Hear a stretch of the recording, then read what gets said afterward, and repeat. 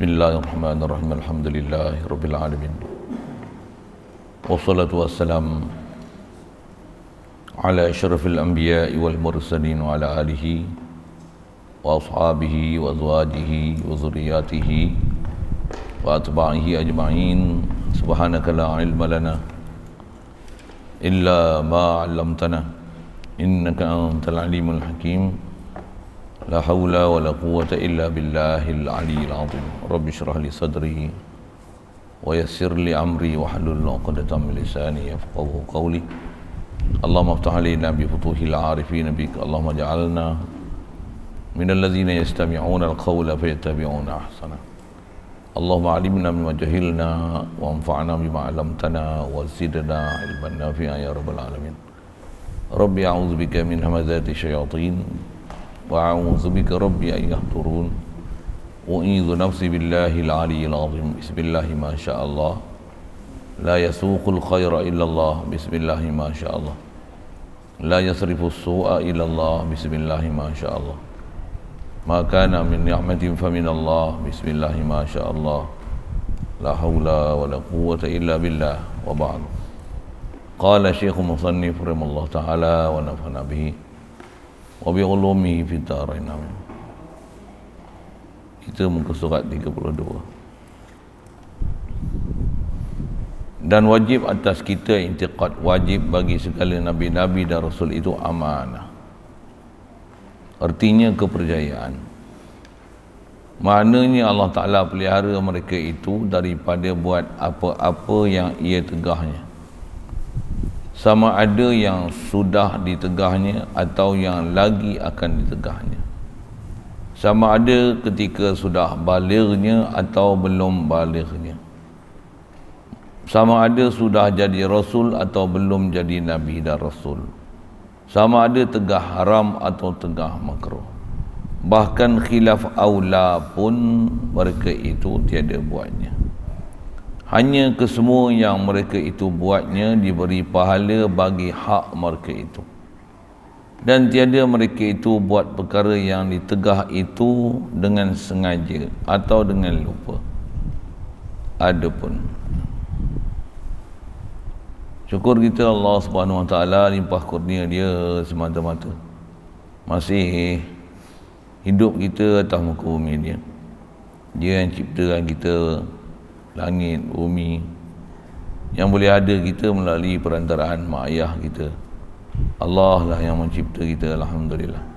Dapat pula kita jadi umat Nabi Muhammad sallallahu alaihi wasallam. Alhamdulillah, nikmat besar tu yang kita jadi umat Nabi Muhammad tu sebab kita dapat Islam. Walaupun Islam yang kita dapat ni melalui mak ayah kita, alhamdulillah, nikmat besar lagi Allah Ta'ala beri.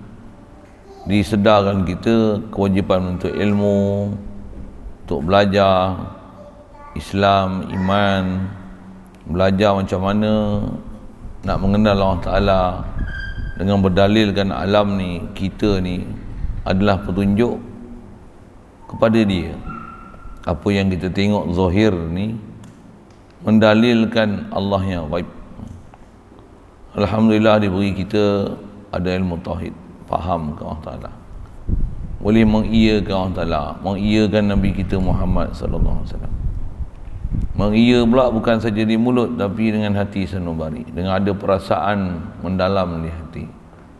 Diberi pula kita bersungguh-sungguh untuk menjadi orang yang sentiasa mentaati dan menjauh apa yang Allah Ta'ala tegahi. Alhamdulillah, syukur diberi pada kita keupayaan, keseronokan, kehalubaan, kecintaan berada dalam majlis yang mulia. Belajar pula, belajar zat yang mulia, zat Allah, zat Rasul, zat malaikat, kitab Allah. Belajar mengenai perkara yang memang fardu ain atas kita untuk kita mengaku dengan sungguh-sungguh hati. Alhamdulillah, insya-Allah kita nak manfaatkan pertemuan malam ni, meneruskan bacaan kita daripada kitab Baku Iman ini. Kita nak masuk bab kedua dalam bab sifat Rasul. Jadi bab Rasul ni ada zat Rasul, sifat Rasul. Sebut Muhammad sallallahu alaihi wasallam, Muhammad Rasulullah, maksudnya nak mengisbatkan zat yang bernama Muhammad ni ada sifat Rasul pada dia.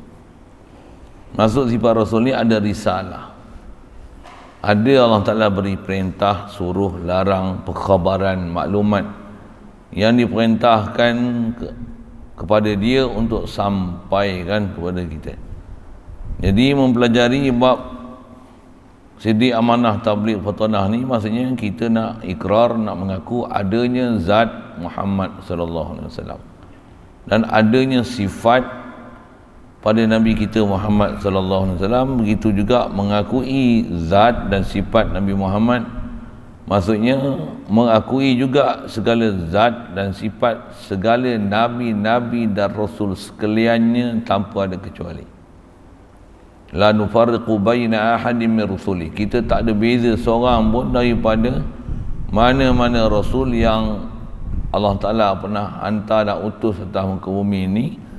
Umum rasul tu sama ada rasul ataupun nabi.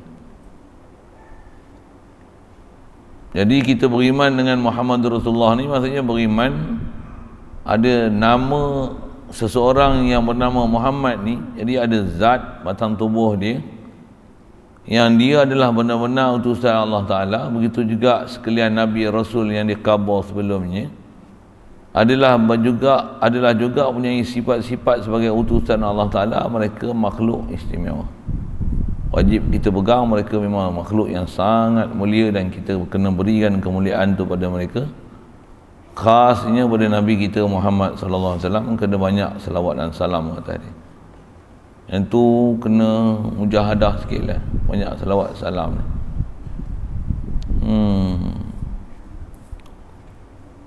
Nak paksa boleh je kan, tapi paksa pun bukan paksa, latihan. Tengok nanti yang latihan setakat kita ada kat sini ni, apa dia? Selawat, habis mengaji selawat, habis mengaji selawat. Jadilah daripada tak ada langsung kan. Selawat pula bukan sebarang selawat, tapi antara selawat yang afdal untuk kita berselawat. Allahumma salli afdala salatin ala as'adi makhluqatika sayyidina Muhammad wa ala alihi wa sahbihi wa sallim. Banyak mana kita berselawat ni? Adada maklumatika, sebanyak-banyak mana bilangan ilmu yang kau ketahui. Walaupun kita sebut sekali tu, apatah lagi kita baca dengan menghayati dan faham sungguh-sungguh dan reti maksud selawat yang kita duk baca saban hari. Martabat tu besar tu, cuma baca dengan penuh hati. Yang tu kena mengaji suku kat tu. Mudah-mudahan Allah Ta'ala mudahkan kita, bukakan pintu hati kita, lapangkan dada kita, fahamkan perjalanan agama ni betul-betul ni, supaya kita benar-benar ada hati dan perasaan pada Nabi kita Muhammad sallallahu alaihi wasallam. Pasal zat dia sangat mulia. Yang ni atas kita bersyahadah Muhammad Rasulullah ni, begitu juga Nabi-Nabi dan Rasul sebelumnya yang dia adalah utusan Allah Ta'ala, masih ada sifat siddiq, amanah, tabligh, fatanah. Bahkan pada Nabi kita Muhammad sallallahu alaihi wasallam ni ada lebih lagi dari satu sudut. Kita akan jumpa nanti ke depan. Antaranya ialah Nabi kita Muhammad sallallahu alaihi wasallam ni dia adalah seafdal makhluk. Tak ada dah makhluk lebih afdal daripada Nabi kita Muhammad sallallahu alaihi wasallam. Nisbah sebelum alam ni dijadi, nisbah alam ni dah dimusnahkan, dibangkitkan sekali lagi untuk mula boleh diselesaikan segala perbicaraan di akhirat nanti, bermula dengan Muhammad sallallahu alaihi wasallam. Betapa mulia zat dia tu. Atau istilah itulah dipanggil syafaatul uzma, syafaatul kubra. Tanpa dia tak ada siapa makhluk boleh berbicara, boleh memohon daripada Allah Ta'ala yang Maha Esa. Takkan dipeduli, takkan diterima, takkan dipandang, takkan didengar. Tidak ada siapa yang nak boleh istilahnya meminta kepada Allah Ta'ala untuk disegerakan perbicaraan di akhirat esok, hatta kalau masuk ke neraka sekalipun. Tak ada siapa boleh buat demikian melainkan zat Muhammad sallallahu alaihi wasallam. Tu mulia dia. Itu nisbah alam yang akan datang. Itu juga alam yang sebelum ada kita ni. Mulia dia yang kerana dialah Allah Ta'ala jadikan segala langit dan bumi. Yang dia jadi rahmat bagi sekalian alam. Isyarat Quran, wa ma arsalnaka illa rahmatan lil alamin. Tidaklah kami utuskan kamu wahai Muhammad melainkan jadi rahmat sekalian alam. Alam ni ma siwa Allah. Antara sebagian ulama tafsir kita syarah dan tafsirkan di Quran ni, bila Nabi Muhammad ni rahmat sekalian alam, apa maksudnya? Dengan sebab Muhammad sallallahu alaihi wasallam lah ada sekalian alam ni. Muhammad sallallahu alaihi wasallam dengan sebab dialah ada sekalian alam ni. Muhammad mana ni? Nabi Muhammad sallallahu alaihi wasallam tu lah. Ada akidah itu, ya, ada akidah itu kita. Dengan itu ulama mengistilahkan Muhammad yang sebelum Allah Taala zahirkan jasad Muhammad sallallahu alaihi wasallam. Memang Allah Taala akan jadikan dan zahirkan jasad Muhammad sallallahu alaihi wasallam ni. Tapi sebelum zahirkan jasad, semestinya sebelum jadikan jasad, nisbah ilmu memang sabit dalam ilmu Allah Ta'ala dan iradah Allah Ta'ala azali lagi, qadim lagi, sedia kala lagi. Memang makhluk yang mulia sedia kala lagi yang Allah Ta'ala nak bagi jadi adalah Muhammad sallallahu alaihi wasallam. Sebelum jadi jasad dia tu dah sabit dalam ilmu Allah Ta'ala dan kehendak Allah Ta'ala, makhluk paling mulia ialah Muhammad sallallahu alaihi wasallam. Jadi Muhammad pada ketika itu istilahnya dipanggil Nur Muhammad sallallahu alaihi wasallam. Memang datang beberapa lafaz Quran mengisyaratkan Nabi Muhammad sallallahu alaihi wasallam ni adalah nur. Nur. Qad ja'akum minallahi nurun wa kitabun mubin. Sesungguhnya datang kepada kamu, siapa yang datang ni? Nurun. Datang nur kepada kamu dan juga datang kitab yang jelas, nyata bersama dengan nur ni. Siapa nur tu? Ittifaq jumhur ulama tafsir kata nur tu adalah Muhammad sallallahu alaihi wasallam. Jadi tiang nisbah nama, antara nama Nabi Muhammad kita adalah Nur. Yang panggil Muhammad Nur. Melayu je makno. Gitu.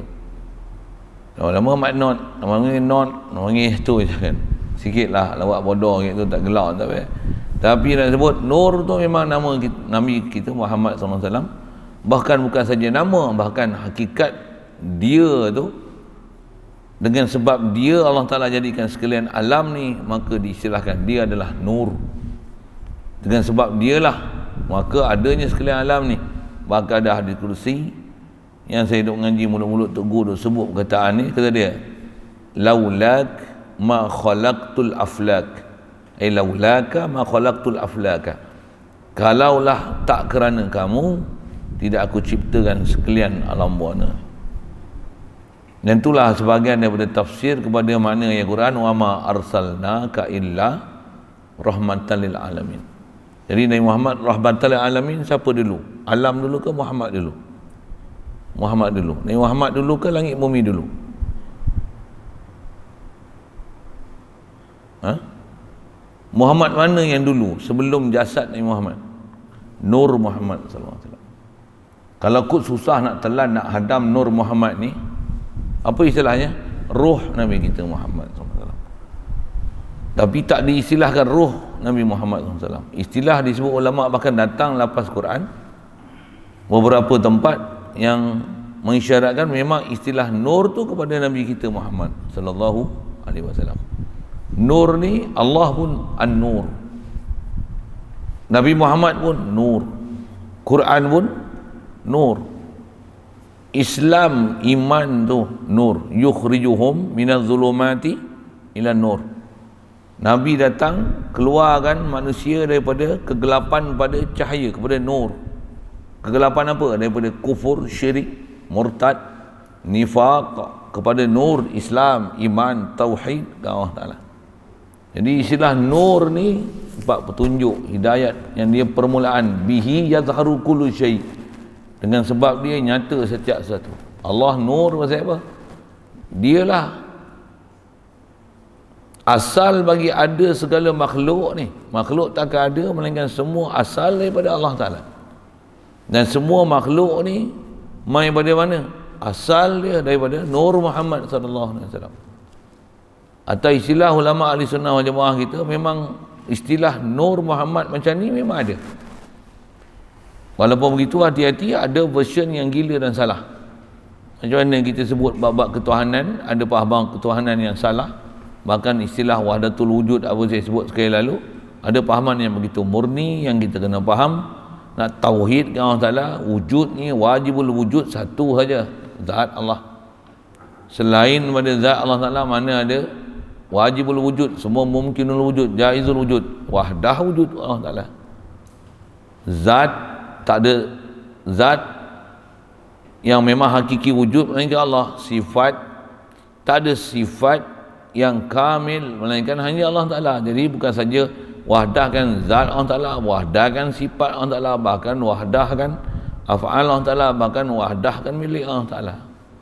Itu pelajaran kita bab ketuhanan. Itu yang antara huraian wahdatul wujud. Walaupun begitu, jaga-jaga ada pahaman wahdatul wujud yang sivil ada. Itu bab ketuhanan. Bab Rasul sama. Saya dah sebut tadi, Nur Muhammad sallallahu alaihi wasallam, memang ada istilah gitu. Bahkan istilah Nur Muhammad tu antara huraian dia, anta syamsun, anta badrun, qamarun. Nabi Muhammad ni adalah qamar, bulan, bintang, matahari. Itu gelaran-gelaran yang diberi kepada Nabi kita Muhammad sallallahu alaihi wasallam nak menunjukkan dia adalah masdarun nur. Dia punca segala cahaya. Dengan sebab dia, maka nyata benda lain. Dengan sebab Quran, maka nyatalah hak dan batil. Memang tu. Dengan sebab iman, dapat rahmat kita daripada Allah Subhanahu Wa Taala dan kasih sayang dia. Nak sebut nur ni, bihi yazharu kulli syai. Dengan sebab dia nyata setiap sesuatu. Jadi kita duk bicara bab Rasul ni pasal apa? Pasal ada akidah kita dengan khasnya Muhammad sallallahu alaihi wasallam, yang dia adalah makhluk yang sangat hebat di sisi Allah Taala, lebih hebat pada malaikat. Lebih hebat daripada malaikat. Pasal apa? Allah Ta'ala jadikan alam bukan kerana malaikat, tapi kerana Muhammad SAW. Atau istilahnya kerana tu nak menunjukkan Muhammad SAW ni, dia adalah masdar, dia ada istilah usul untuk setiap sesuatu ada, sebab Nur Muhammad inilah rahmat sekalian alam. Saya nak bicara situ. Jadi Nabi Muhammad sedangkan lahir, mak ayah dia yang lahirkan dia, mana pula dia dulu sebelum langit bumi? Kalau nisbah jasad memang kemudian, tapi yang dengan sebab dia baru ada semua arash, kursi, langit, bumi, semua makhluk ni. Yang tu Muhammad mana? Itulah istilahnya. Kalau dengar, kalau susah nak faham nur tu, siapa? Ruh Muhammad SAW. Tapi istilah yang dipakai bukan ruh Muhammad SAW, tapi nur Muhammad SAW. Itu yang memang ada. Memang jelas kitab-kitab ulama ahli sunnah wal jamaah kita mensyarahkan dan mengistilahkan nur ni untuk Nabi kita Muhammad sallallahu alaihi wasallam. Hatta ada nasyid-nasyid ungkapan ulama kita memuji Nabi sallallahu alaihi wasallam. Allah Taala kata apa? Rabbi khalaqtaha min nur fihi ihtiram. Saya dengar lagu tu. Tak saya dengar tak? Nak dengar lagu rock, nak dengar lagu mana? So, telinga sumbat tak dengar lagu setan. Ni nak dengar. Ayat. Kata-kata ulama Rabbani ni kita tak biasa dengar kan. Nak dengar ayat setan ni. Mana pun dah dengar nasyid-nasyid itu. Dengar pun, dengar tak faham. Allah Ta'ala kata apa? Rabbi khalaqtaha min nur. Allah Ta'ala, Tuhan kita ni, dia cipta Nabi Muhammad. Taha tu salah satu nama Rasulullah. Rabbi khalaqtaha min nur. Daripada cahaya. Cuma adakah cahaya ni cahaya malaikat? Surely bukanlah. Nisbah jasad dia min turab. Pasal Nabi Adam min turab. Nabi Muhammad ni nisbah keturunan dia datang daripada Nabi Adam. Min salsalim min hama'im maknu' masnun.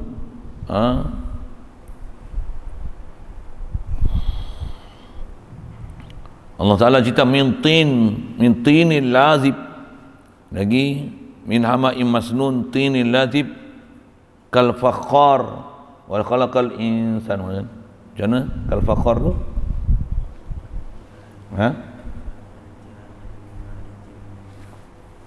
Tu min marji minar min fakhar pada depannya tu. Nak cerita nisbah jasad dia mestilah pada tanah, mestilah, tapi roh dia nur. Itu yang nur Muhammad sallallahu alaihi wasallam. Yang nur Muhammad sallallahu alaihi wasallam. Dan nur dia bukan nur macam mana nur malaikat, kan? Malaikat memang pada nur, tapi Nabi Muhammad atas pada nur Muhammad, atas pada nur pada malaikat lagi. Atau istilahnya nur. Satu di atas istimewanya mereka, kita dah belajar bab sidik. Seterusnya, apa yang mesti ada pada sifat Nabi dan Rasul ni, khasnya pada Nabi kita Muhammad sallallahu alaihi wasallam. Tahu mana wajib kita sebagai orang beriman i'tiqad. Segala nabi-nabi dan rasul itu amanah. Apa makna amanah? Terjemah amanah kepercayaan. Bahasa lain amanah disebut dengan ismah. Ismah. Ain, sad, mim, ta marbutah. Ismah. Bahasa kita selalu sebut maksum. Jadi kata dasar dia daripada fi'il madhi dia asama. Asama. Apa makna asama? Pelihara. Jadi antara makna amanah adalah ismah. Asal makna terjemahan lughawi, makna bahasa amanah, terjemah dia kepercayaan. Bahasa lain dimaksud dengan amanah adalah ismah. Apa maksud ismah? Bahasa peliharaan. Maksudnya Allah Ta'ala pelihara dia. Dan seluruh nabi-nabi dan rasul yang Allah Ta'ala pernah hantar. Itu bahasa istilah. Jadi nabi dan rasul mesti ada sifat amanah. Kerana itulah diistilahkan nabi dan rasul ni maksum. Siapa maksum? Nabi rasul maksum. WHO itu Yahudi. Perdana Menteri manusia biasa, bukan nabi rasul. Imam Syafi'i walaupun bukan maksum pasal bukan nabi, tapi mereka ini mahfuz, sangat taat, gila punya taat. Begitu juga para sahabat, tabi'in, tabi'in. Ada manusia yang walaupun bukan nabi tapi taat dia, Masya Allah. Macam mana pun, walaupun hebat ketaatan orang yang bukan nabi, tak akan boleh menandingi orang yang martabat nabi. Pasal apa? Besar sekali, paling tinggi martabat nabi tahu mana? Tentang tauhid mereka, arif mereka. Allah Ta'ala mukasyafahkan mereka, ma'rifahkan mereka pada Allah Ta'ala ni, ma'rifah yang tidak ada siapa yang bukan Nabi dan Rasul yang boleh sampai tahap arif dengan Allah Ta'ala dalam bab itu. Mereka sangat kenal Allah Ta'ala. Bahkan jangan kata Nabi dan Rasul, para awliya yang Allah Ta'ala para awliya di kalangan manusia ni Allah Ta'ala berikan dengan limpah kurnia dia, dengan Rahman Rahim dia beri ni. Ada manusia yang para awliya ni dapat kedudukan nak sama macam Nabi dan Rasul itu dari sudut arifnya mereka dengan Allah Ta'ala dan taat mereka. Macam mana pun tak diistilah pada para awliya ni maksum. Pasal maksum hanya Nabi dan Rasul. Dalam bab insan ni, Nabi dan Rasul saja maksum. Lain pada Nabi Rasul, hatta anbiya, hatta awliya, para wali, tak diistilahkan mereka maksum. Maksum ni siapa? Jangan buat bengap esok tanya tak kerti. Maksum buat malaikat satu hal. Malaikat memang maksum awal-awal lah. Kita dah belajar buat malaikat. Kita bukan nak bicara buat malaikat ni. Kita bicara maksum siapa pula ni? Maksum di kalangan insan ni hanya Nabi dan Rasul. Selain daripada Nabi dan Rasul, mereka ni atas istilah umum manusia, khata'un adalah orang yang banyak buat salah. Antara yang memang sangat jaga supaya jangan salah, awliya, para awliya. Kita ni buat salah pun tak rasa salah. Yang tu yang dikena ngaji satu ilmu lagi, tasawuf. Macam apa? Macam mana dah tahu salah, nak keluar daripada kemelut kesalahan ni, nak keluar daripada apa nak sebut kronologi, bukan kronologi, tribulasi dosa ni, macam mana nak selesaikan dia, macam mana nak menyelesaikan semua problem-problem ni. Pergi bahasa orang putih sikit tu kan. Ada ilmu khas dia pergi belajar tu. Banyak orang kita belajar ni, insyaAllah. Nisbah kita di tanah Melayu Nusantara ni, ghalibnya kita pakai Minhajul Abidin lah, kita Imam Ghazali tu. Kalau ada lain-lain pada tu, ada Hikam Ibn Atha'illah, ada baca Tajul Arus, macam-macam lagi kita tak tahu ni. Kita memang jauh sangat lah. Melayu ni kalau boleh mengaji penawar bagi hati tu, kira jaguh lah. Padahal beleng tu baru budak tadika ngaji tasawuf tu. Budak tadika main-main. Minhajul Abidin pun untuk orang awam punya level tasawuf, bukan orang-orang yang salihin, siddiqin, syuhada, syuhada, siddiqin yang pewaris Nabi, bukan level dia kan. Tu budak orang awam punya level untuk dia mudahkan supaya boleh jadi abid, boleh jadi salik, orang yang taat kan. Faham? Jadi asal nak sebutnya Nabi Rasul sangat mulia, mereka maksum. Itu akidah kita lah. Nabi Rasul ni amanah, ismah, bahasa lain ismah, maksum. Terjemah asal memang amanah, kepercayaan. Jadi apa maksud amanah ni? Itu disebut. Maknanya maksud amanah ni, Allah Ta'ala pelihara segala Nabi-Nabi dan Rasul itu. Allah Ta'ala pelihara mereka itu tu ialah Nabi-Nabi dan Rasul daripada buat apa-apa yang Allah Ta'ala tegahnya. Apa saja Allah Ta'ala tegah, pasti Allah Ta'ala pelihara Nabi Rasul. Nah, maksud pelihara tu apa maksud? Tidak akan membuat dan berbuat sama sekali apa-apa nama dosa, sama ada dosa besar, dosa kecil, sama ada dosa zahir, dosa batin. Sama ada dosa sebelum jadi Nabi, sama ada dosa tengah jadi Nabi, sama ada dosa selepas jadi Nabi. Tidak akan ada apa-apa dosa yang mereka akan terjebak di dalamnya. Tidak. Itulah maksud wajib kita i'tiqad Nabi Rasul ni amanah, dengan makna maksum, tak ada apa-apa dosa. Kalau ada datang dalam Quran hadis yang terjemah zahir menunjukkan seolah-olah Nabi Rasul ni berdosa, bahkan ada yang sesat, macam mana? Oh, itu bukan makna dia. Ayat tu nama dia mutasyabihat. Macam mana kita belajar bab tafsir dalam bab-bab ketuhanan lepas, kaedah-kaedah yang kita dah tempuh, alhamdulillah. Apa dia? Allah mesti sempurna, dia takkan hajat apa-apa satu pada makhluk, dan tidak akan ada apa-apa ciri makhluk yang khas ciri makhluk. Yang makhluk ni dhaif, fakir, berhajat, makhluk ni berjuzuk, beranggota, jirim, jisim, jauhar, makhluk ni arat, makhluk ni dilalui oleh masa, bertempat, berpihak, dia occupied space. Makhluk ni mengambil manfaat antara satu sama lain, boleh jadi mudarat dan manfaat dengan sebab sesuatu. Ini makhluk Allah macam mana?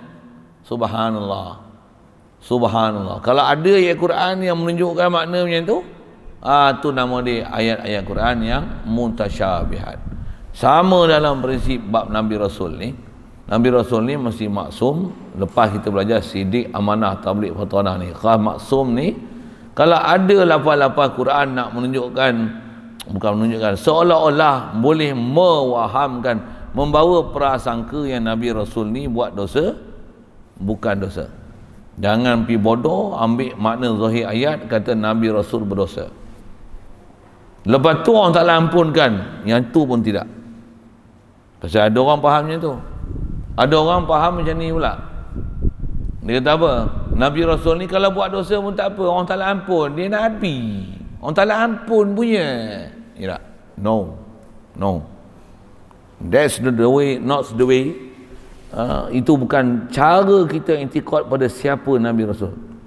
Yang tu mempelekeh Nabi Rasul namanya. Bahkan yang tu mengiktikadkan Nabi Rasul buat dosa, cuma orang tak ampun. Bukan. Kalau dia buat dosa orang tak ampun, siapa kita lah? Kita buat dosa pun orang tak jamin ampun. dengan syarat-syarat yang kalau kita laksanakan untuk melayakkan dapat keampunan Allah Ta'ala, dia ampun. Wa inni la ghaffarun liman taba wa amana wa amila salihah. Allah Ta'ala kata, aku pengampun bagi siapa yang man taba wa amila salihah. Man taba, inni la ghaffarun liman taba wa amala. Tadi baca betul dah, baca tak betul dah. Wa inni la ghaffarun liman taba wa amana wa amila salihah. Dia taubat, beriman, yakin sungguh kepada Allah Ta'ala dan amal saleh dengan keadaan iman pada Allah Ta'ala tu. Kalau dia maha mengampun itu serupa kita lah Nabi Rasul. Nabi Rasul serupa kita. Nabi Rasul serupa kita? Absolutely not. Why? They are special, so special. You know? Mereka ni makhluk yang bukan sebarang makhluk. Mereka ni adalah penghubung untuk kita dengan Allah Ta'ala. Kita takkan boleh sampai direct pada Allah Ta'ala, melainkan mesti ada wasilah Nabi dan Rasul. Dan nak pergi ke Rasul pun bukan boleh direct pergi Nabi Rasul, ada wasilah para ulama, para awliya. Satu, kita bukan boleh direct, yang kita boleh terus boleh senang-senang aja cari jalan ke Allah Ta'ala. Siapa kita? Setiap kita mesti melalui proses salah silah ke Rasul. Rasul tu nak sampai ke kita melalui siapa? Orang-orang ni adalah dia punya tali arus, rantaian-rantaian yang akan menyebabkan kita boleh sampai kepada nisbah makhluk ni, sampai pada ulama, awliya, anbiya, khasnya Nabi kita Muhammad SAW baru sampai ke Allah Ta'ala. Dan kalau kita kenal Allah Ta'ala pun, bukan kita kenal Allah Ta'ala, bahkan kita boleh dapat sesuatu Allah Ta'ala di atas sedekah daripada Nabi kita Muhammad SAW, dan siapa selepas mereka menyebabkan kita dapat sesuatu. Tanpa mereka, siapa kita? Ini kaedah kita, ulama-ulama kita sebut gitu. Jangan duk mendabik dada, kita ni buang semua sanad-sanad sampai ni, kita boleh buat hubungan terus dengan Allah Ta'ala, yang kita boleh kenal Allah Ta'ala sendiri-sendiri. Siapa kita? Terus duk ikut ulama, tutup guru pun bengong, duk bodoh, tak reti, tambah tak ada panduan dan tunjuk ajar yang diberi. Siapa kita? Kalau kita sebut macam ni, terus jurulatih sukan pun, orang masuk sukan ada jurulatih pun tak pandai, tambah kita tak ada jurulatih, main ikut dan aja agak-agak boleh pandai ke? Try tengok. Orang belajar memanah, 3 tahun, 4 tahun belajar memanah, sehari dekat 300 kali tarik panah. Tarik 300 kali tarik. Tu yang terpaksa pakai sarung tangan semua tu, pegang tu pun dia tarik. Panah tu, dia punya bow tu jatuh. Dia pegang tu bukan pegang bodoh. Macam tu yang panah bodoh tak kena-kena tu. Saya pun tak ada nak tengok, tak ada tengok gitu, sebut gitu elah kan. Dia ada skill dia nak belajar tu. Saya pun dah lama tinggal mana 2 tahun dah apa. Tak serius lah pegang kan. Dulu saya setiap hari pegang mana. Hari-hari pegang mana. Pendek kata kalau lari try nak saya panah kena tak kena. Macam tu lah bahasa mudahnya. Apa soal cerita ni. Kalau kita tak latih betul-betul tak dapat. Dah ada jurulatih pun belum tentu dapat kalau kita tak buat tekun dan betul-betul. Yang tu bab-bab dunia, bab sabab zahir ni, bab alami ni. Kalau bab-bab ghaib macam mana akan kita boleh sampai ke Allah Ta'ala dah with ourselves, our own self. Jangan duk sangka yang bukan-bukan lah. Itulah bahasa mudah. Kecuali kita minta dengan Allah Ta'ala apa, tu pun nak minta apa, ada adab puji Allah Ta'ala, selawat dan salam dulu kat Rasulullah, sahabat dia, tabi'in, ahli bait Nabi SAW, para isteri dia, semua tu makhluk mulia-mulia tu, doa belaka tu kita tak boleh sampai melainkan melalui mereka tu. Para ulama, tutup guru kita, semua kita sebut tu dalam doa tu. Cuma ada am khas apa kita sebut lah. Nak tutup pun tak ada melainkan sebut Rasulullah dulu, sebut Rasulullah. tu sahabat dia, tabi'in dia, pengikut dia, isteri dia, lepas tu baru puji Allah Ta'ala. Jadi nak puji Allah Ta'ala mesti melalui perantara atau istilahnya wasilah ini. Dan wasalah kita Rasulullah walaupun dah wafat, jasad dia wafat, tapi roh dia hidup. Siapa duk intikad roh Nabi ini mati, macam mana jasad dia mati, boleh keluar daripada agama Islam. Orang mati syahid pun, wala taqulu liman yuqtalu fi sabilillahi amwata, tambah Nabi Rasul lagi pangkat tinggi daripada orang mati syahid. Apatah lagi Rasul, apatah lagi ulul azmi, apatah lagi Nabi kita Muhammad SAW. Takkan sangka roh dia mati macam mana jasad dia mati. Kau tak mengaji akidah daripada tutup guru ahli sunnah wal jamaah betul ke kau? Dengan bahasa mudah gitulah. Sesat kita. Pasal apa? Nama je nama orang Islam tapi bodoh tentang Islam, tak reti perjalanan Islam. Nama je orang ada agama tapi tak reti agama. Kadang nama je pentadbir agama tapi bengong dengan agama. Nama je menteri agama, bengong dengan agama. Konon-konon nak ajar kita agama, dia pun tak reti agama, nak ajar kita agama konon. Sikitlah dengan bahasa-bahasa itu, kasar sikitlah. Kasar tak kasar pun, itu realiti yang kita kena faham. Kita belajar agama dengan siapa? Siapa ajar kita agama? Siapa tunjuk ajar kita dengan Allah Ta'ala? Siapa? Kalau kita tak pernah belajar, masuk muka dengan betul-betul guru yang memang mereka ahli dalam bab mengenal Allah Ta'ala, arif sungguh dengan Allah Ta'ala, macam mana kita nak boleh kenal Allah Ta'ala dengan sendiri-sendiri? Walaupun kita hafal semua sifat 20, Quran, hadis semua hafal, pakar sekalipun, siapa kita nak boleh bawa dengan Allah Ta'ala? Saya ngaji Tok Guru buat misal dalam konteks wasilah saya sebut ni kan. Kalau katalah kita ni, barat kita ni kabel elektrik tau. Katalah macam TMB yang duk gulung, dia tengok atas lori yang gulung besar tu. Gulung macam roda tu. Kabel dia besar-besar tu. Hak tu kalau hempak kita mampus tu. Dia nak gantung dekat tiang tu pun, dia kena pakai lori dia pula tu pakai kren lah apa, nak tarik tu bukan boleh tarik dengan tangan bodoh gitu. Tu hempak kabel besar tu. Dalam bukan satu urat tu, selirat tu. Belit. Kena kita tu mampus. Walaupun kabel besar tu, kalau tak sambung dekat electric source, ada apa-apa tak? Berani tak pegang kabel? Berani tak pegang? Boleh faham soalan ke? Ketidur ni. Boleh faham? Kabel besar-besar tu berani pegang? Tak berani pegang? Tak sambung mana-mana tak berani pegang? Faham tak faham tu? Saya tanya, faham tak faham soalan? Kabel besar tapi tak sambung mana-mana, duduk dalam gelung tu. Berani tak pegang? Apa masalah pegang? Yang kata pegang mata dia punya hak luar tu, pegang dia punya copper dalam tu kan. Kuprum yang dalam dia tu pun tak ada takut apa-apa. Pasal apa? Dia tak ada bersambung mana-mana. Walaupun dia besar. Kau ahli majlis fatwa ke? Kau pengarah pejabat agama ke? Kasarnya bahasa. Kau menteri agama kan? Kau tak ada hubung dengan Nabi SAW. Tak ada connect dengan para ulama, para awliya yang menyebabkan dengan kerana tu kau ada hubungan dengan Allah Ta'ala. Walaupun kau besar macam mana pangkat kau macam mana, tak ada nilai. Tak ada, kami berani usik kau, tampar yang kau. Tambah keluar hukum hakam bengong, sepak je. Bodoh. Kasar lah bahasa tu. Macam tu lah. Apa? Tapi kalau ada hubungan dengan awliya, walaupun kita besar ni wayar besar ni tapi sambung. Switch on. Siapa berani pegang? Pegang dia. Walaupun besar ni, dalam tu pun halus, kecil-kecil je.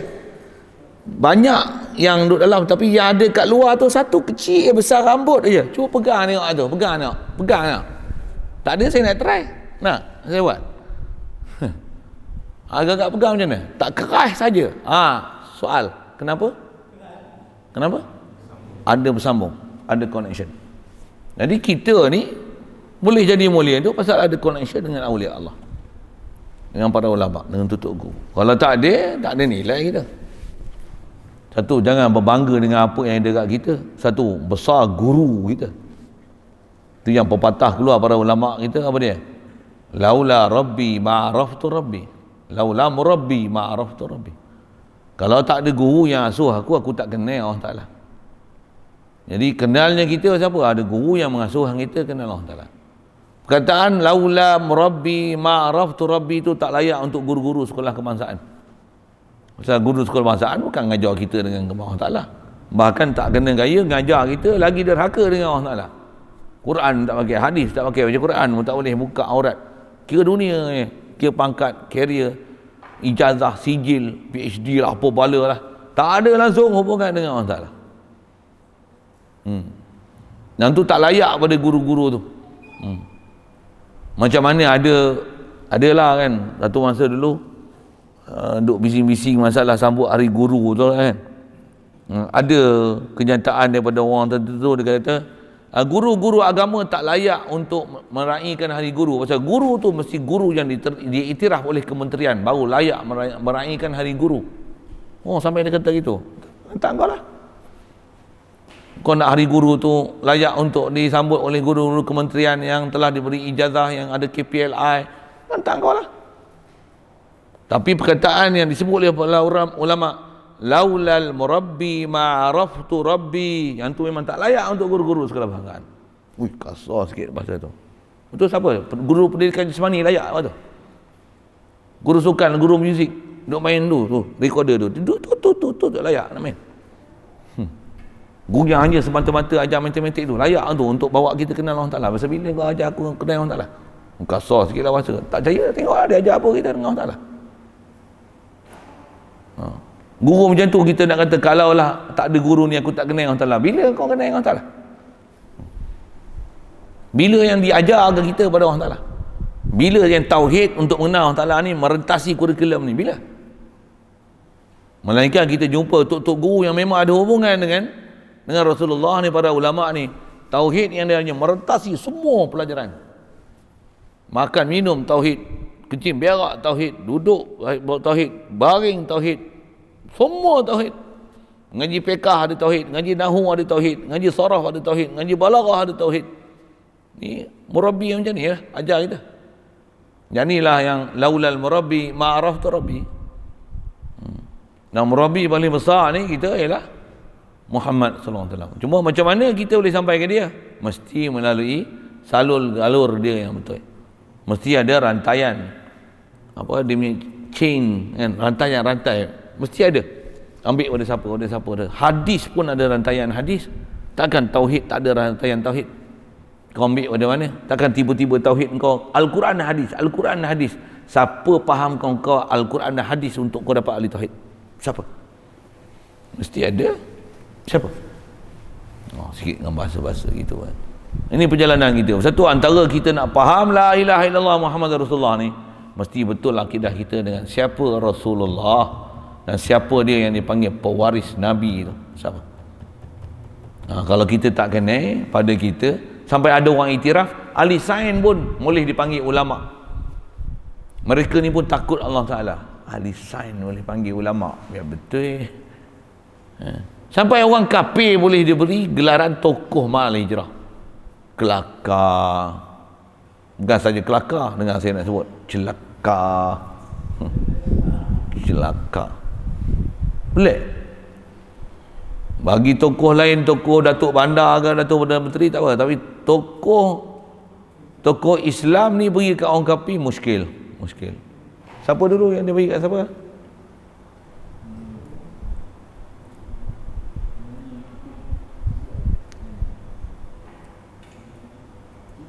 Sina kan?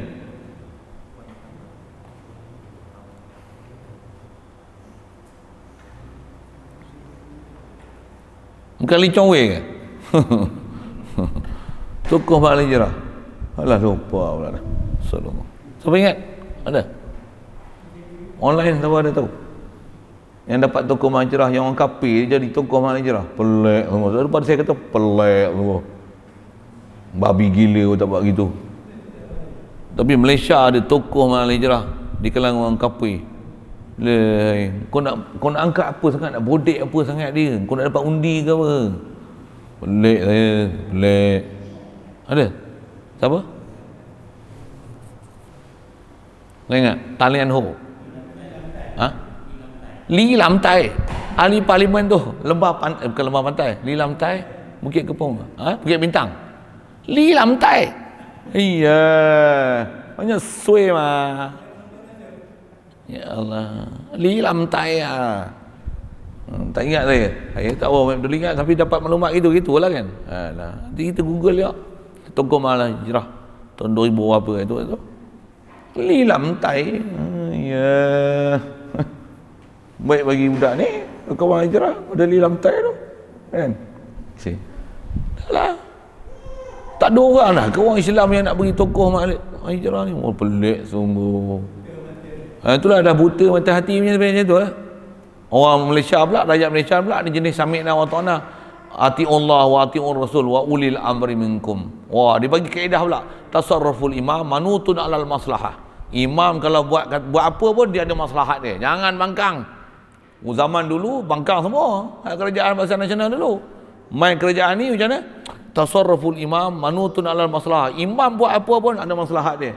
Wow, kepala otak dia. Ingat saya sebut.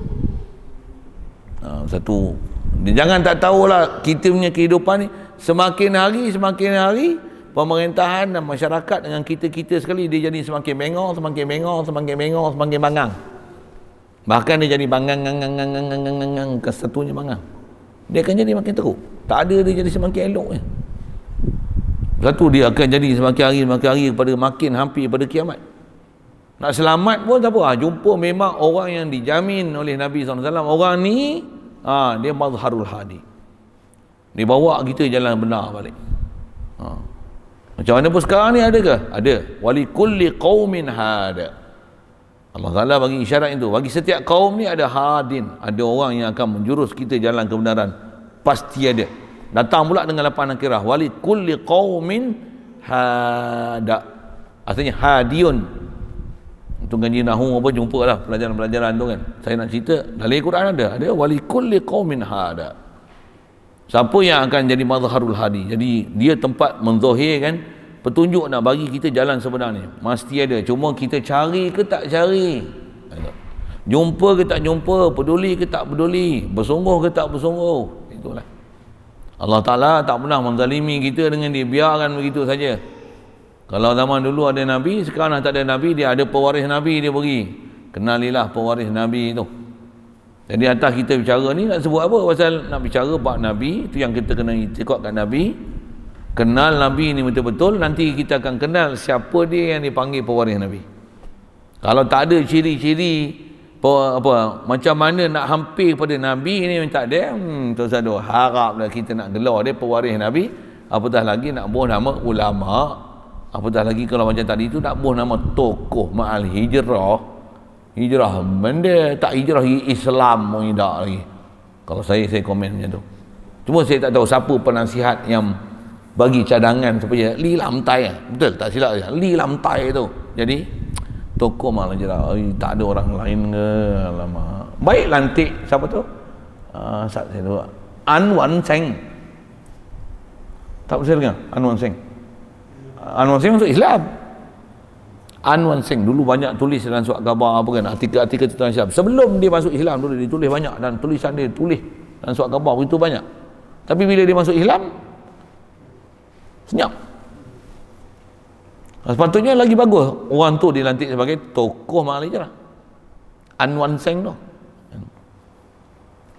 Baru ni saya ada di Google Meet. Antara salah seorang daripada dalam Google Meet tu Anwan Seng, satu orang jelas Google Meet lah pasal dah PKP kalau jumpa membicarakan mengenai ciri-ciri kepimpinan, siapa yang nak memimpin negara kita ke depan ni, apa ciri-ciri dia, ciri kepimpinan macam mana setakat yang ada ni, macam mana ahli-ahli politik ni boleh diharapkan ke?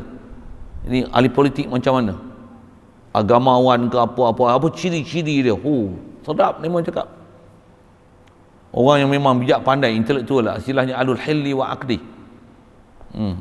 Yang ada lah ni, mana ada ampus sana ampus sini. Tak apa bala tu.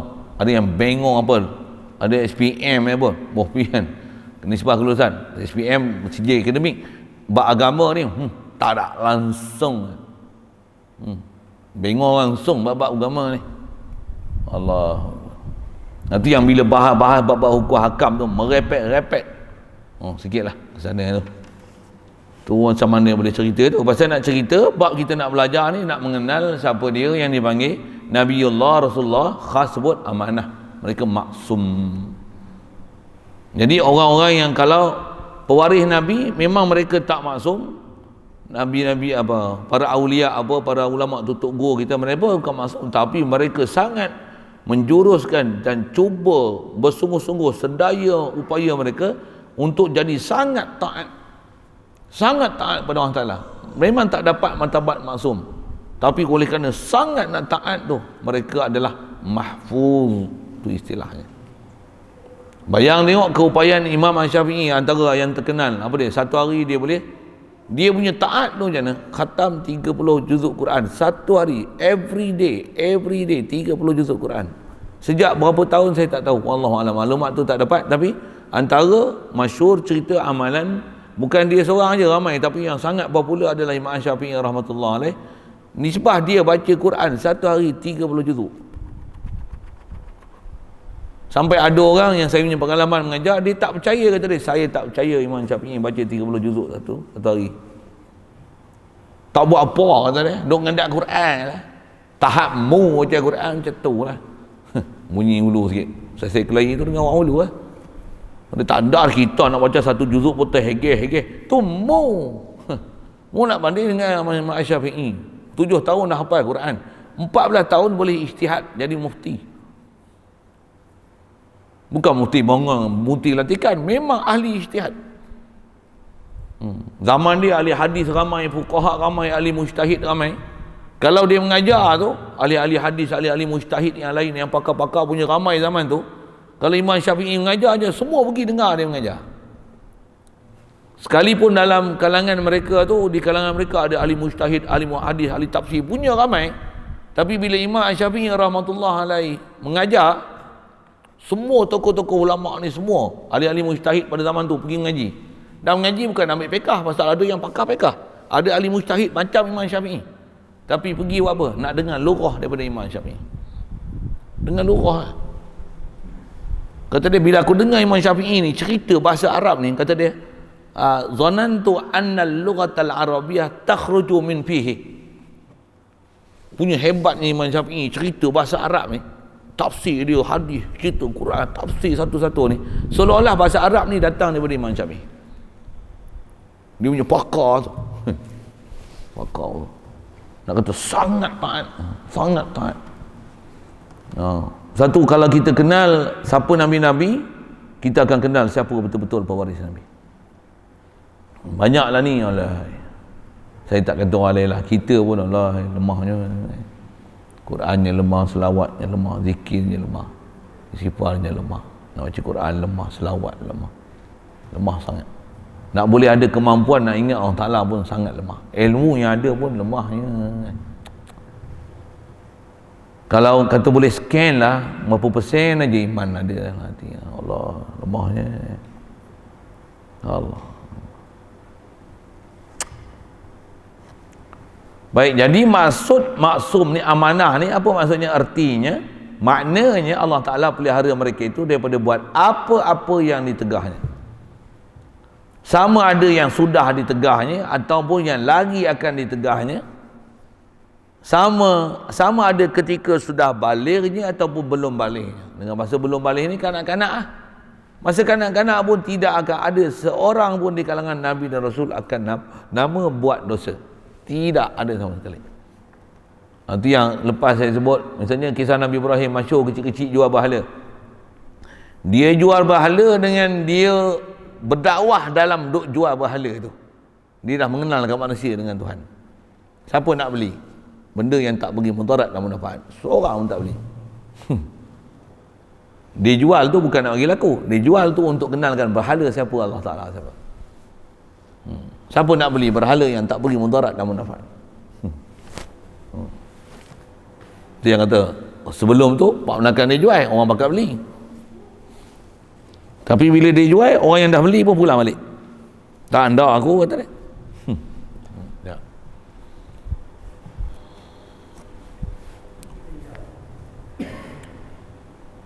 Baik. Jadi tidak akan ada apa-apa nama dosa daripada sebelum balik, sudah balik, sebelum balik. Sama ada sudah jadi rasul atau belum jadi nabi dan rasul. Ada orang kata macam Nabi Adam tu, ada isu nanti kita jumpa ke depan insya-Allah, dia kata Nabi Adam ni daripada syurga keluar pada syurga pasal dosa. Macam mana boleh dosa tu? Tu dosa sebelum dia jadi nabi. Tak. Atau jumhur ulama tak betul.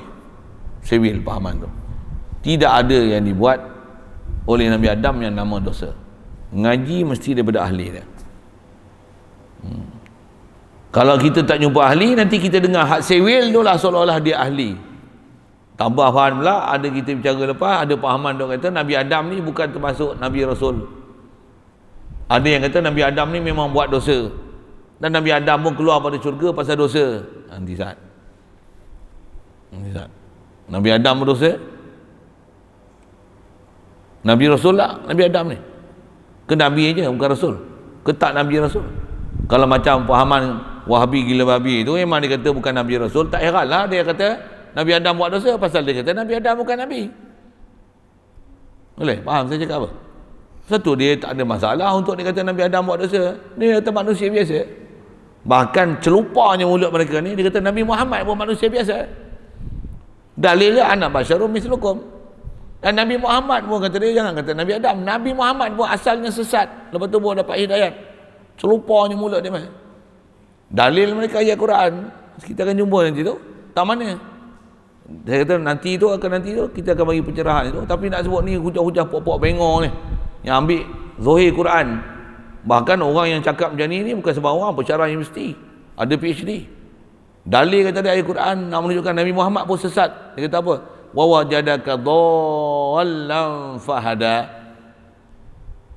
Adakah tidak kami dapati kata Allah Taala kat Nabi Muhammad, kamu ni Muhammad dhallan dalam keadaan sesat, fahada, kemudian Allah Taala dia bagi petunjuk kepada kamu.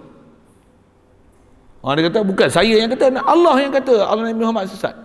Kepala khata dia. Salah sahaw, boleh jadi kafir. Dia tak tengok ayat Quran lain, apa dia? Ma dhalla sahibukum wa ma ghawa. Tu ayat Quran. Kata dia taklah sesat sahabat kamu ni Muhammad SAW ni, wa ma ghawa, dan bukan dalam menyeleweng daripada jalan sebenar. Ayat Quran ni kata dhalam fahda, lepas tu kata ma dhalla sahibukum wa ma ghawa. Mana betul? Ayat Quran ni kata sesat, ayat Quran ni kata tak sesat. Mana betul? Tu yang tak faham ayat Quran, nak faham macam mana setiap ayat Quran nak perinci nasih mansukh mutlak dia, tak reti jangan duk hurai. Kadang-kadang ada juga ustaz pakai badan besar, jubah besar, serban besar, gelombor lagi. Ustaz tu tak reti, ustaz negeri Perak. Kena ngaji tafsir. Kena ngaji usul tafsir. Padahal bengok Wahabi, Allah tak arah dia tu. Sikit pelik-pelik tu. Dia nak berbetul kita, dia apa bengkok. Padahal kita cerita tu betul dah, dia kata kita duk cerita betul itu tak betul. Macam tu. Jaga zaman lah ni macam tu. Kita duk cerita hak betul tu hak jadi tak betul. Hak tak betul pula jadi betul. Jaga. Zaman lah ni macam tu. Jangan tak tahu. Yang selalunya yang mainstream tu arus perdana tu yang sewil tu. Tapi nampak yang arus perdana tu betul, yang kita yang menongkah arus ni kita pula sewil. Padahal yang arus perdana tu yang sewil tu. Kalau ikut arus perdana Olimpik, dah habis belum Olimpik? Habis dah? Habis dah? Kalau ikut arus perdana macam mana? Malaysia pun pulang dengan kejayaan. Berapa pingat emas, berapa pingat perak? Tak tahu. Orang tak tahu dah hantar set, bandar nak tak tahu. Kalau tidak boleh jawab belakang. Tak tahu apa pingat emas, berapa pingat perak. Bukan kejayaan Malaysia. Malaysia nombor 1. Nombor wahid. 1 Malaysia. Itu Najib punya. Depannya apa bala tu kalau ikut arus perdana macam tu untuk menaikkan agama Malaysia, untuk menunjukkan Malaysia ni serba boleh. Walaupun kita Islam, tapi Islam di atas acuan Malaysia. Baguslah kau Islam acuan Malaysia. Orang nak Islam acuan Rasulullah, dia Islam acuan Malaysia. Kita ada acuan kita. Mampulah kau acuan kau.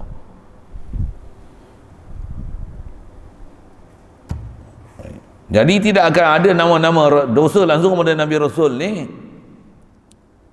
Sebelum balik, lepas balik, sebelum jadi Rasul ataupun sudah jadi Rasul. Jadi sudah jadi Rasul ataupun belum jadi Nabi dan Rasul. Sama ada kata dia buat nama dosa ni, tegah tu baik tegah haram atau tegah makruh. Nabi Rasul ni makruh pun dia tak buat. Jangan kata haram. Satu dosa, takkan dosa sampai keluar syurga.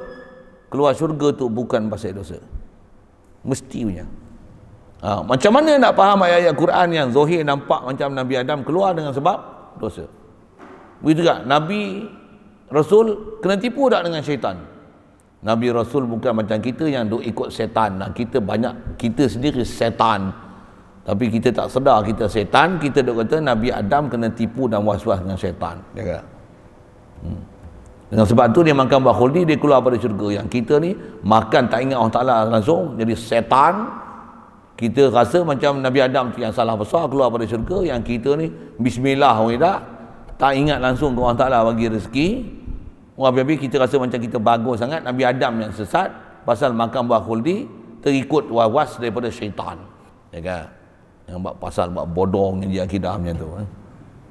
Jangan duk faham hanya dengan zahir ayat. Pasal satu kita kena mengaji disiplin dulu. Ngaji disiplin dulu, masuk ilmu tafsir. Baru kita tahu disiplin nak baca Al-Quran ni nak bawa macam mana, nak bawa macam mana, nak bawa macam mana, disiplin macam mana. Kalau tak reti nak hurai, tengok kitab mana, kitab ahli sunnah wal jamaah, ulama kita macam mana disiplin nak hurai dia. Bukan apa terhadap pakai balah Allah Ta'ala kata sesat, sesat. Allah Ta'ala kata dia lupa, Allah Ta'ala pun lupa. Allah Ta'ala kata dia bunuh orang. Oh, biar betul. Astagfirullah. Subhanallah. Ya kan? Itu yang kena mengaji kaedah dulu, mengaji kawaid macam kita mengaji ni dulu. Baru boleh nak terjun pergi masuk mengaji ilmu yang lebih mendalam, halus, nak mengaji tafsir, mengaji hadis. Ni Arab pun tak reti, tapi mengaji Quran, mengaji hadis. Mengaji mustalah hadis. Tapi Quran tak reti baca. Baca Quran pun pelat Melayu. Teruk nak mampu pi masa gitu Baik. Jadi Nabi ni takkan buat benda yang haram atau tegah makruh. Bahkan yang kata haram makruh, yang khilaf aula pun mereka itu tiada buatnya. Khilaf aula ni apa? Sesuatu yang menyalahi lebih utama. Lebih utama. Khilaf aula. Misalnya semayang itu sunat tak? Jadi kalau faham tu Nabi takkan buat benda haram, makruh dan khilaf aula. Wajib memanglah, sunat memanglah, takkan tinggal langsung. Kalau dia tinggal pun ada pasal. Pasal apa? Supaya apa yang dia buat tu tak jadi wajib atas kita. Satu dia tinggal. Andai kata dia tak pernah tinggal, hukum yang akan keluar jadi wajib pasal Rasulullah tak pernah tinggal. Dia tinggal tu supaya jangan jadi hukum wajib ke atas kita pasal Rasulullah pernah tinggal benda sunat. Boleh faham saya sebut apa? Yang tu ada disiplin mengaji dia tu. Kalau benda haram dia takkan buat sama sekali. Kalau benda makruh pun dia takkan buat. Kalau buat, ada benda makruh nampak kat kita hukum makruh, tapi Rasulullah buat jadi wajib atas dia. Andai kata dia tak buat, nanti benda tu akan jadi hukum haram. Saya sebut dengan prinsip je. Boleh tangkap tak boleh tangkap satu hal. Benda tu tak faham lah.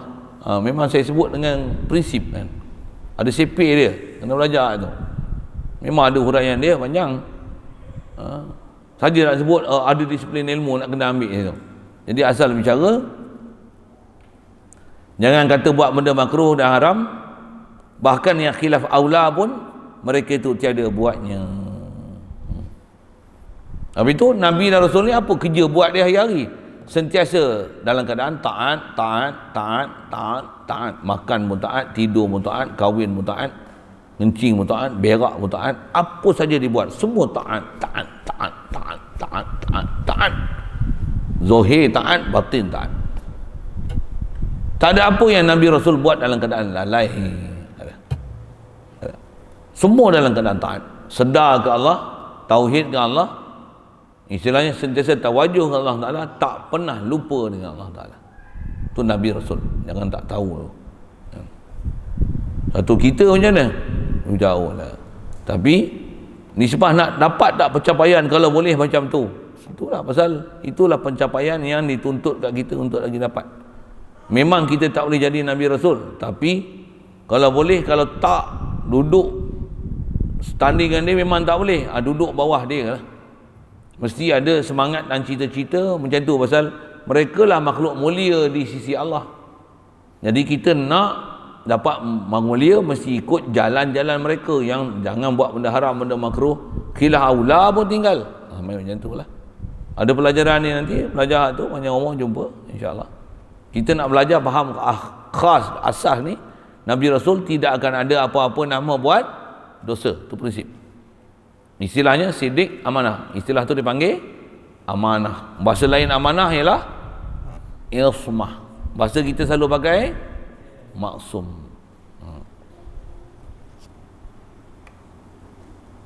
Dan tiada mereka itu, Nabi Rasul ni, buat perkara-perkara yang ditegah itu dengan sengaja ataupun lupa. Kalau adalah benda tegah yang dibuat, tidak akan ada nama buat dengan sengaja, satu hal.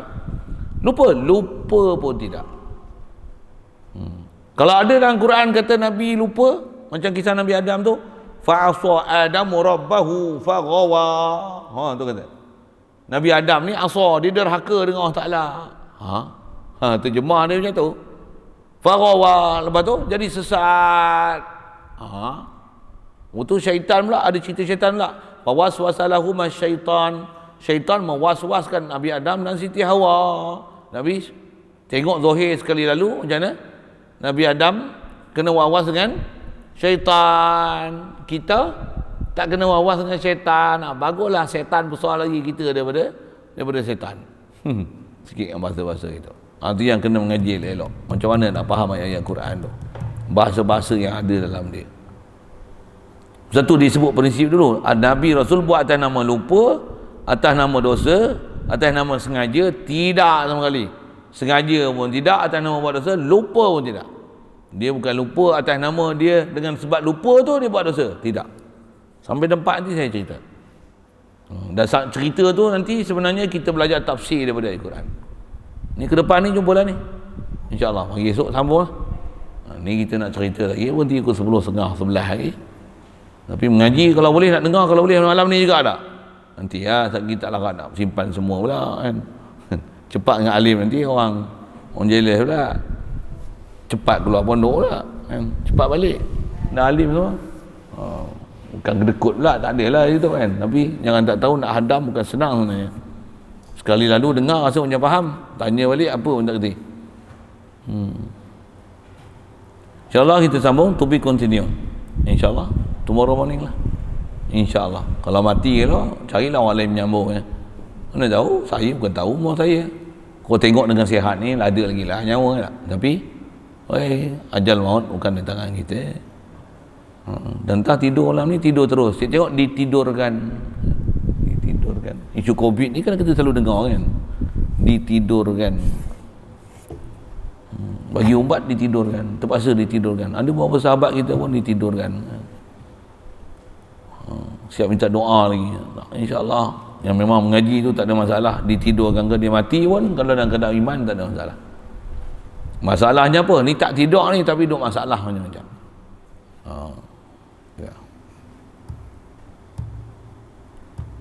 Jadi insyaAllah kita jumpa nanti. Persoalan dia kata, ada pun jika dikata oleh orang ada nas Quran Nabi Adam buat yang Tuhan tegah dengan lupa, macam mana tu? To be continued. Next change coming soon. Tomorrow morning. InsyaAllah.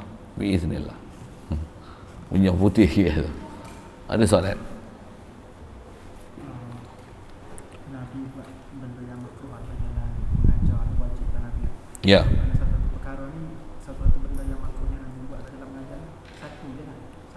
Sekali ya.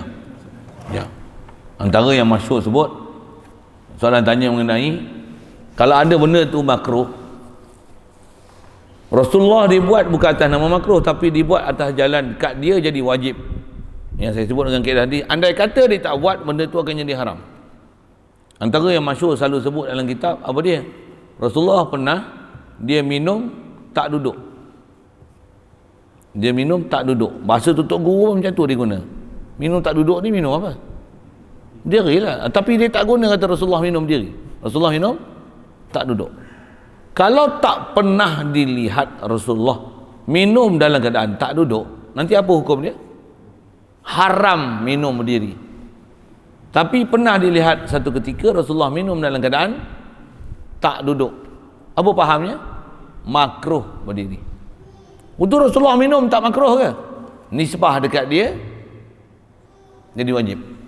Kerana kalau dia tak minum langsung dalam keadaan tak duduk, nescaya hukum yang akan diambil oleh ulama nanti, apa keluar hukumnya? Haram minum berdiri. Itu. Dan minum tu pula cerita air zam-zam yang Rasulullah minum dalam keadaan tak duduk tu. Ada pula orang faham nak minum air zam-zam berdiri pula. Tu yang jaga tu.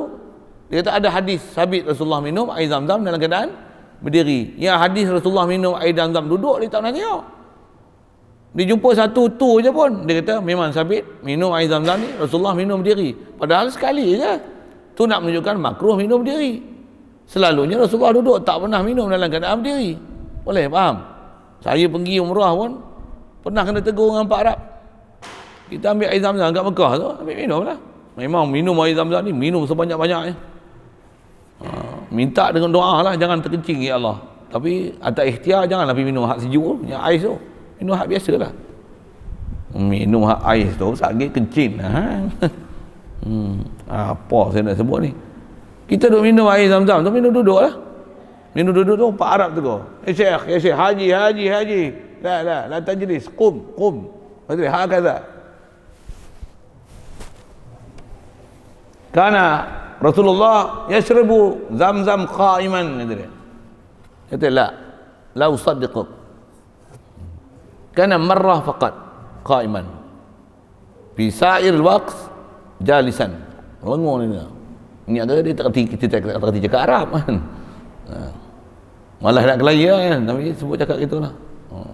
Itu ada lepas saya cakap itu, dia pun tengok tak ada, dia tengok tak berminat nak kelaya, kita bukan nak kelayan. Tapi dah ditegur gitu, tegur itu. Selepas saya cakap itu, mai ada orang sebelah 2-3 orang, okey serban. Mai bagi salam saya. Okey satu pahaman lah. Okey steady jawab. Pak Arab civil, Arab civil. Kan?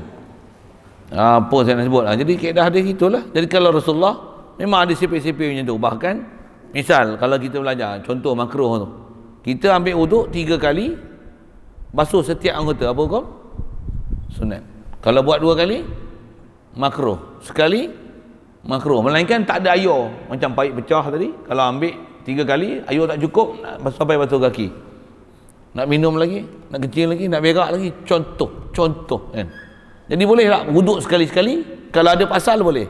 Rasulullah ada ketika yang tak ada pasal apa-apa, dia wuduk bukan 2 kali, 3 kali, bahkan sekali je dia ambil. Basuh muka sekali cukup, basuh tangan sekali, sedangkan air banyak. Apa hukum? Kalau ikut asal makruh. Tapi makruh tak Rasulullah ambil wuduk macam tu? Tidak. Apa hukum? Wajib. Kenapa pula wajib? Itu jawab. Kenapa wajib?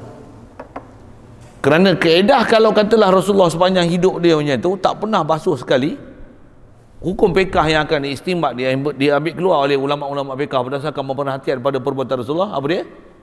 Wajib basuh setiap anggota wuduk, yang basuh, yang sapu, 3. Pasal tak pernah Rasulullah basuh sekali. Tapi ada tak ketika yang Rasulullah pernah basuh sekali? Apa hukum yang keluar?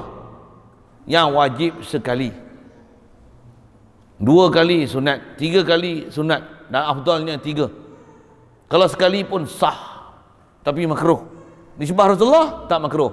Pasal kalau dia tak basuh hanya sekali ataupun 2 kali, pernah Rasulullah pernah riwayat dia basuh anggota dia sekali-sekali, ada yang 2 kali, ada yang 3 kali. Kenapa dia buat sekali-kali, 2 kali? Nak menunjukkan bahawasanya sah dengan sekali. Itu ulama fiqh kita ambil faham daripada hadis Nabi SAW. Jadi Rasulullah buat tu makruh ke? Tak. Nisbah kat kita makruh, tapi nisbah Rasulullah buat jadi wajib. Yang tu yang ada huraian ilmu, nak mengaji hadis, nak memahamkan apa perbuatan Rasulullah, macam mana nak istinbat hukum, kenapa dan mengapa tu.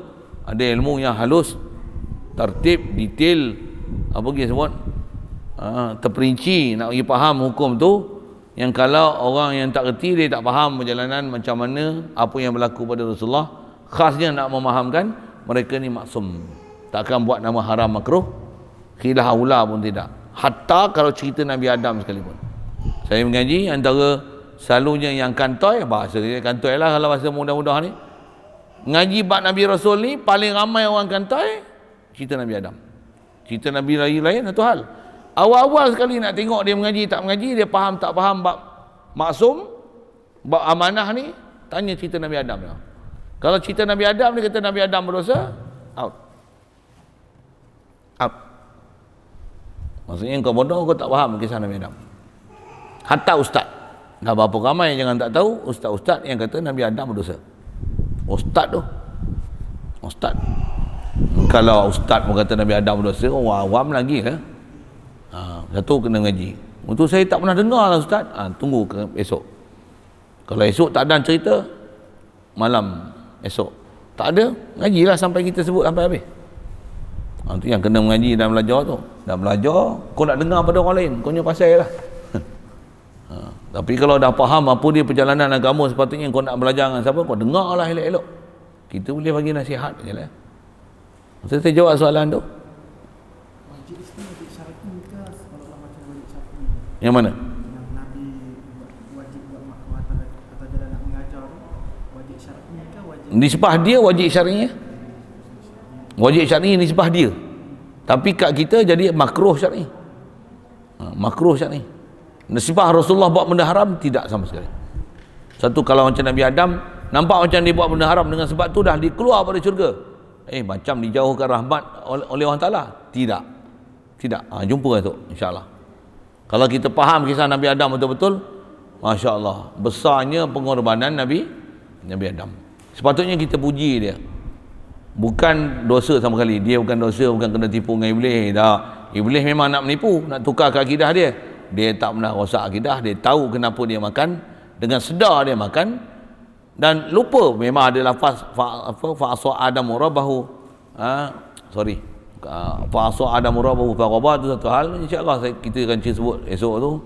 Lagi ada sebut walam najid lahu azma, fanasiya falam najid lahu azma. Ada sebut yang tu dalam Quran. Nabi Adam ni dia lupa, kami dapati dia tidak ada sebarang azam pun nak buat dosa. Memang dia tak ada buat dosa pun, lupa. Lupa tu lupa macam mana? Bukan lupa hilang ingatan dengan sebab kena tipu dengan syaitan. Tidak. Apa maksud lupa tu? Tomorrow morning. So ensure yourself you attend our class. Okay? Banyak ustaz-ustaz dalam TV lah, dua TV pun dia kata Nabi Adam tu bertobat dah berapa tahun, berapa tahun baru dapat terima oleh Allah. Ayat tu memang taubat. Macam mana Nabi Adam pun, Nabi Adam, jangan kata Nabi Adam, Nabi Muhammad pun istighfar. Ada dosa ke? Habis tu? Yang tu yang kena faham bahasa tu. Bagi reti sikit istilah bahasa tu. Adakah taubat tu taubat syar'i ataupun taubat tu taubat lughawi? Taubat tu adakah dia taubat kalau tak ada nama dosa, dia rupa dosa ke benar-benar dosa? Yang tu nak kena mengaji tu.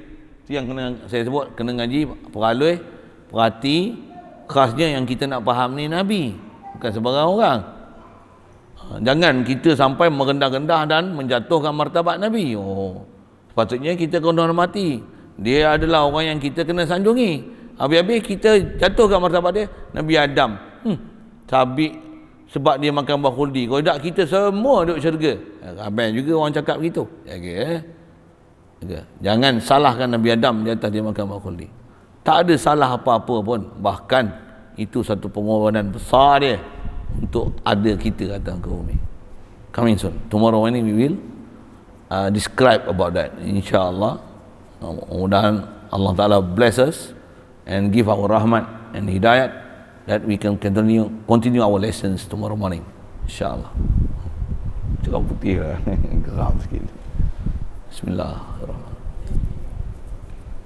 اللهم نور قلوبنا بنور هدايتك كما نورت الأرض بنور شمسك ولنا أبدا برحمتك يا أرحم الراحمين وارزقنا فهم النبيين وحفظ المرسلين وإلهام الملائكة المقربين وسلم تسليما على جميع الأنبياء والمرسلين والحمد لله.